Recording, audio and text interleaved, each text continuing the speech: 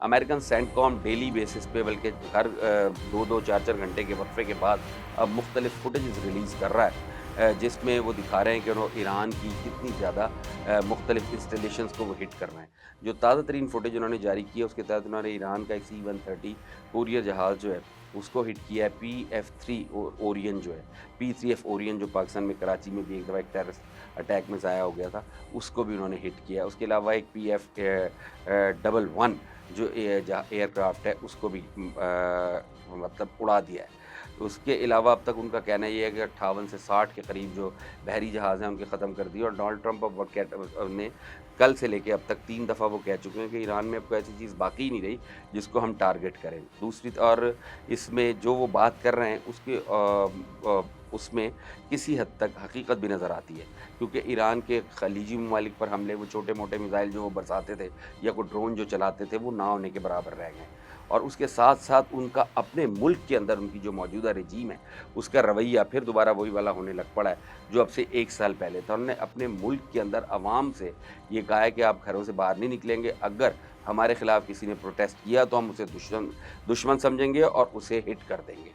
यानी ये ईरान की पुलिस का कहना है। ईरान के पासदारान इन्कलाब का भी यही मानना है। यानी लोग घरों में रहें, हमारे खिलाफ कोई बात नहीं करें, अगर किसी ने बात करनी है तो बाहर आए, आके हमारे हक़ में बोलें।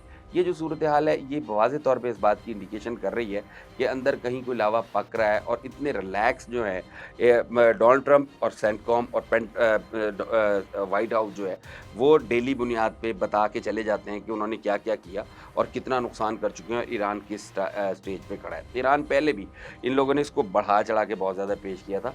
पहले भी उसके पल्ले कुछ इतना था नहीं कि वो इनको नुकसान पहुँचा सके, बल्कि कुछ आरा तो ये भी हैं कि कहीं ये मिलके तो नहीं खेल रहे, तीनों के तीनों। लेकिन बहरहाल ये ज़्यादा एग्ज़ैजरेशन हो जाती है।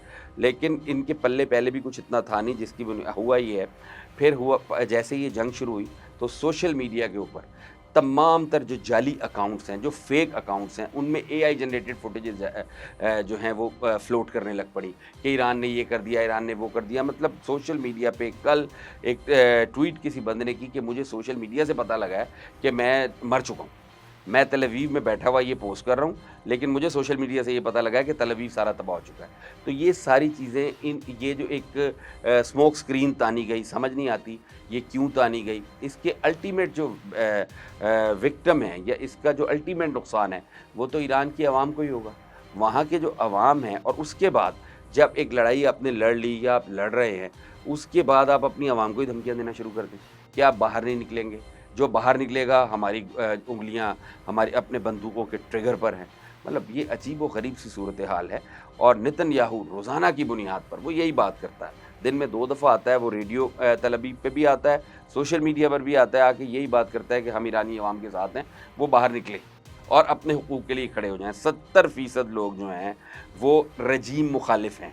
ये वेस्ट का दावा है कि जो मौजूदा रजीम है उसके मुखालिफ हैं 70% लोग। अब ये बहरहाल इसमें कितनी हकीकत है कितनी नहीं, ये तो एक वक्त आने वाला फ़ैसला कर देगा और ये फ़ैसला चंद दिन में हो जाएगा।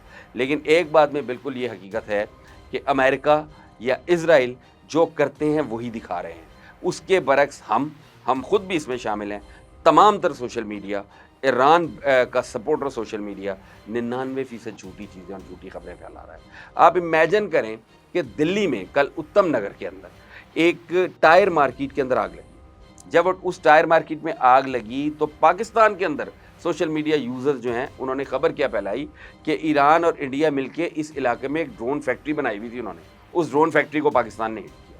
मतलब इतने नॉनसेंस लोग हैं जिन्हें ये भी नहीं पता कि उनकी किस बात से क्या हो जाएगा और उसे एक ही वक्त में फिर सैकड़ों लोग उस सोशल मीडिया की खबर को आगे से आगे फॉरवर्ड करते चले जाते हैं।